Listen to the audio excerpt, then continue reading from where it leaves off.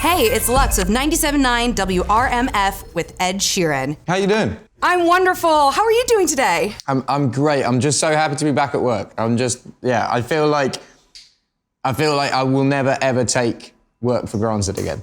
I was going to say it's a little time for catch-up, so to speak, because it's been a while since we've gotten to hear from you on a professional front, and I have to congratulate you on a few different things. So let's start first. You are a father. Congratulations to you and your wife, Cherry, on the birth of your beautiful baby.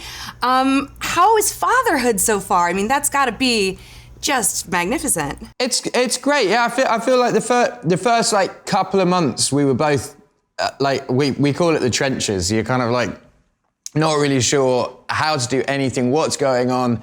You're not sleeping and it's all like up in the air. And we kind of found a groove and a routine with it now. And she's just like, Lyra's just the best. She's just the best human. She's so cool. Will you pronounce her name for me again? Lyra. Lyra, that's beautiful. I mean, yeah. In your history of naming all your guitars, I wondered if you felt like you had an advantage in the baby naming department. I know that can be kind of a tough spot between husband and wife. Did that play out at all? Well, no, we named her after our favourite character in this book called The Dark Materials, which is by a guy called Philip Pullman, and we both grew up reading this book and loved it. So yeah, that was what she was named after.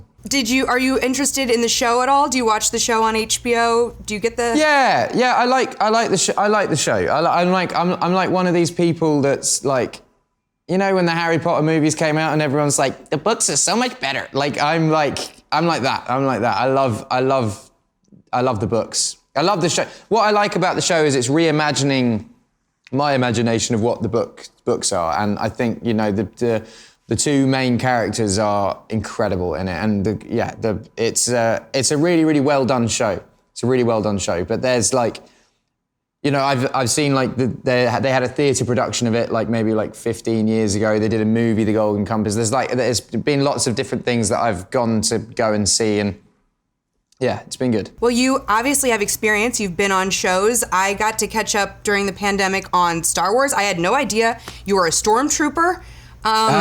So actually, tell me about this. Funnily enough, I shot a scene as a stormtrooper that they cut, and J.J. Abrams was like, because I spent like 12 hours in this stormtrooper suit doing this shoot, and then the next day he like messaged me and he was like, man, I think we're going to cut that scene. And I was like, no, I thought I was going to be in Star Wars. He was like, do you know what, if you turn up next week, we'll put you in an alien suit. So they put me in this, I think I have like 15 eyes, and I'm in like a rebel meeting, just like in the background. Cherry's in it as well. So I'm in it as that alien, and Cherry's in it as like a rebel. But yeah. I'm gonna have to go back and watch that again. I also love that Cherry gets in on the action, because I think really when you're passionate and when you do artistic creativity the way that you do in many forms, your family is a big part of it, which is why when I congratulate you on the new music that's out, it's mostly a congratulations to you and your family, to your wife, to your daughter. They were all around, of course, during the making. New song out. Do you want to talk about it? Yeah, it's a song. It's called Bad Habits. It's an upbeat song that's actually quite a depressing subject, but it's about how, you know, your Friday night starts and you go, I'm only going to go out for one drink, and you know, if I'm going to eat, I might have something small and light. And then fast forward, your beer has led to like 15 beers, and then suddenly it's like 4 o'clock in the morning, you're dribbling on a chicken sandwich, you've just done a shot of mezcal out your friend's belly button, and you're kind of like, a bad habit has led to another bad habit, which led to another bad habit, which led to another bad, and then all your pure intentions are out the window. Well, so what kind of good habits have you been replacing those bad habits with? If that's the juxtaposition there with the song, obviously you probably put some good habits in.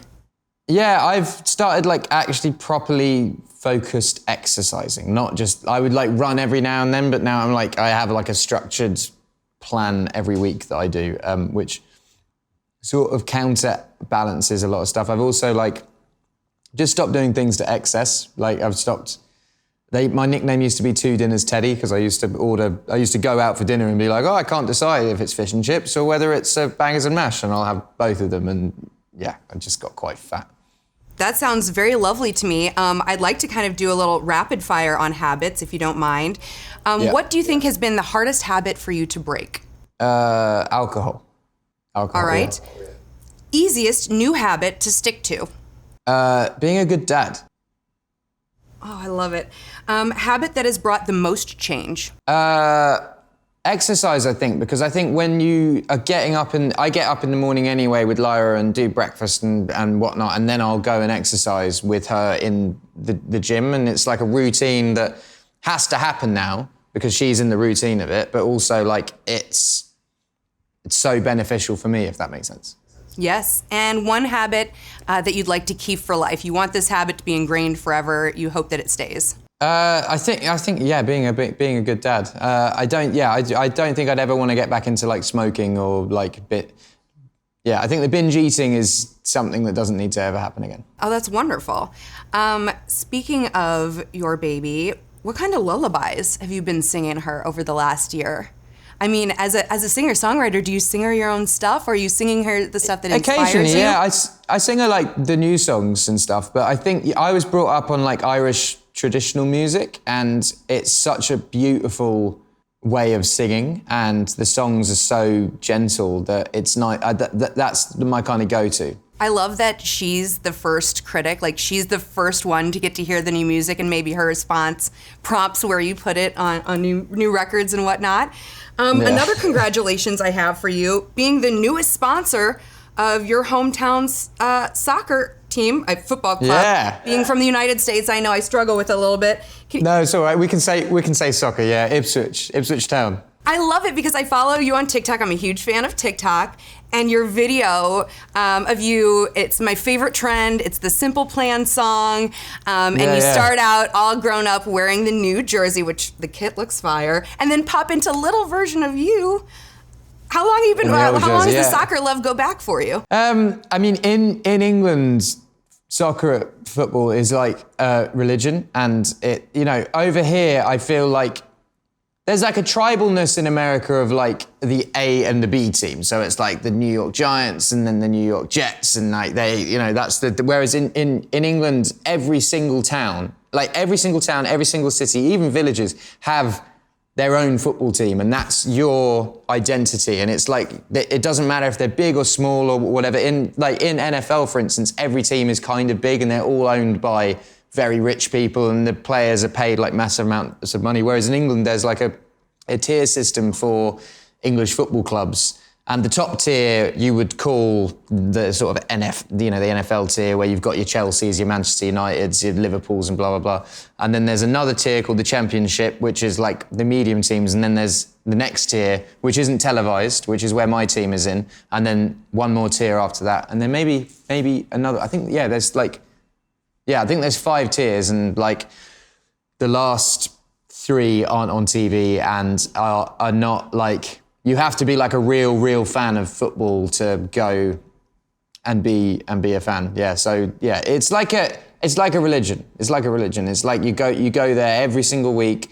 Win or lose, you're there to support your team. I love it. I love seeing how much musicians love sports, because all sports athletes just want to be musicians. Deep down, everyone that I've ever talked to, but all musicians want to be. Yeah, like I was saying, I never get starstruck from musicians or actors, but meeting sports people is like just the best. And it's not even like you can have a very interesting conversation, because like I feel like they don't want to talk about that one time in the World Cup in 2002 where they did the free kick against Greece that made the whole country. I feel like you can't, like, if you bring that up in conversation, it's a bit like, that's a bit. Oh, they want to hear about the time that you were backstage doing whatever, and you were doing, Wembley Stadium. I think they want to know about that. Plus, I'm just really impressed with the kit itself, because I know that it has references to your previous records. Does it also kind of have any hints towards future records? I mean, obviously, with the new single out, there has to be new music coming. It has the next 2 album titles in it, and it is the name of the upcoming tour. Oh, that's so awesome. I'd seen rumors and people hinting to it online, but to get the actual word from the horse's mouth is the best way. I have enjoyed my time with you, Ed. I really appreciate what you are putting into the universe, not just musically, but through the soccer and through all your philanthropic activities. Absolutely incredible. Can't wait for the new record, for the tour. The new song, Bad Habits, is out now and it's incredible. So thank you so much for joining us. Thank you so much. Thank you. Have a fantastic rest of your day. Thanks.